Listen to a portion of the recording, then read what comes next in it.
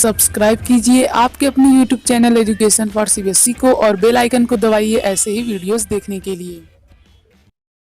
आ गए हैं आप तो प्यारे बच्चों, आज की इस वीडियो में हम लोग स्टार्ट करने वाले हैं चैप्टर नंबर 14 जिसका नाम है chemical effect of electric current.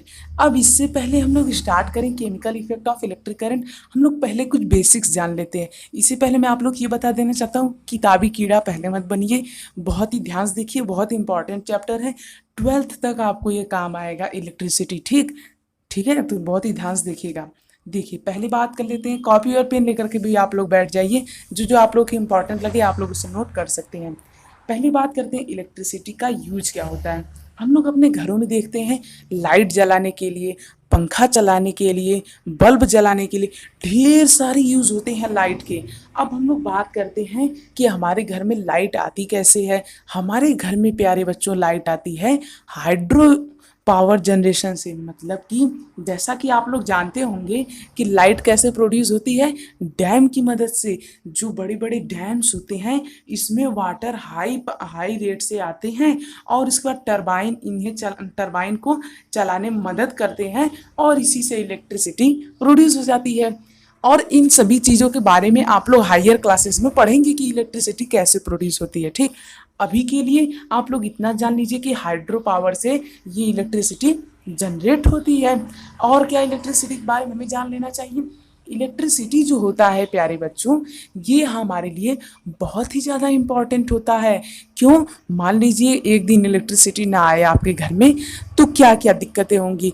कई कई शहरों में इलेक्ट्रिसिटी की मदद से ही पानी निकाला जाता है। तो सोचिए यदि पानी ही न निकल पाए तो उस शहर में कितनी सारी दिक्कतें होंगी। इसी वजह से इलेक्ट्रिसिटी काफ़ी ज़्यादा इम्पॉर्टेंट है। अब हम लोग बात करते हैं गुड कंडक्टर और बैड कंडक्टर के बारे में या फिर पुअर कंडक्टर के बारे में।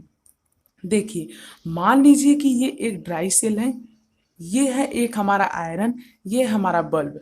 अब ये है हमारा प्लास्टिक, ये है हमारा ड्राई सेल, ये है हमारा बल्ब।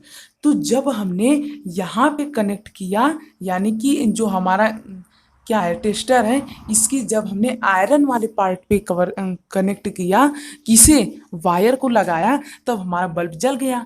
क्यों? क्योंकि ये लोहा है, इसमें से इलेक्ट्रिसिटी सप्लाई हो सकती है, जबकि प्लास्टिक में से नहीं हो सकती, तो इसमें से ये बल्ब नहीं जला। तो इस तरह से हम लोग कह सकते हैं गुड कंडक्टर ऑफ इलेक्ट्रिसिटी क्या होता है प्यारे बच्चों। हमने चैप्टर नंबर 4 में भी देखा था मेटल और नॉन मेटल वाले में कि जितने भी मेटल होते हैं वो गुड कंडक्टर होते हैं, किसके? इलेक्ट्रिसिटी के। तो गुड कंडक्टर इलेक्ट्रिसिटी का क्या मतलब हुआ? ऐसे मटेरियल जो अपने में से इलेक्ट्रिसिटी को पास करें उन्हें हम लोग क्या कहते हैं प्यारे बच्चों? उन्हें हम लोग कहते हैं गुड कंडक्टर ऑफ इलेक्ट्रिसिटी। यानी कि अपने में से जो जो इलेक्ट्रिसिटी पास कर दे रहे हैं उन्हें हम लोग क्या कहते हैं? Good conductor of electricity. यहाँ तक क्लियर है? यदि समझ में आ रहा है तो बहुत ही अच्छी बात है, चैनल को सब्सक्राइब जरूर कर लीजिएगा। तो जो जो मटेरियल अपने में से करंट को पास करें उन्हें हम लोग कहते हैं कंडक्टर। जो जो अपने में से पास नहीं करें उन्हें हम लोग क्या कहते हैं?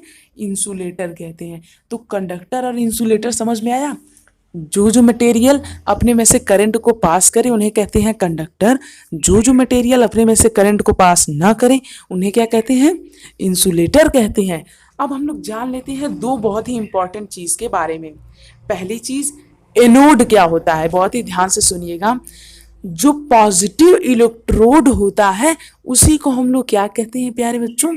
एनोड कहते हैं। यानी कि वो पॉजिटिव इलेक्ट्रोड जहाँ पे निगेटिव आयन कलेक्ट होते हैं उसी को हम लोग कहते हैं एनोड। अब आप लोग सोच रहे होंगे आयन क्या होता है, पॉजिटिव निगेटिव का क्या चक्कर है। जैसा कि हम लोग जानते हैं जो शेल होता है प्यारे बच्चों, इसमें एक तरफ लिखा होता है प्लस, एक तरफ होता है माइनस। इसे हम लोग कहते हैं पॉजिटिव, इसे हम लोग कहते हैं निगेटिव टर्मिनल। पॉजिटिव टर्मिनल और निगेटिव टर्मिनल, तो वही वाली बात यहाँ पे की जा रही है। और इसी को हम लोग आयन भी कहते हैं। आप लोग हायर क्लासेस में इसके बारे में और कुछ पढ़ेंगे, अभी के लिए इतना ही जान लीजिए। एनोड क्या होता है?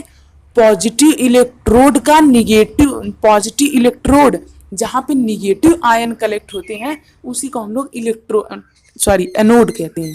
समझ में आया? नहीं समझ में आया? एक बार फिर समझा देता हूँ।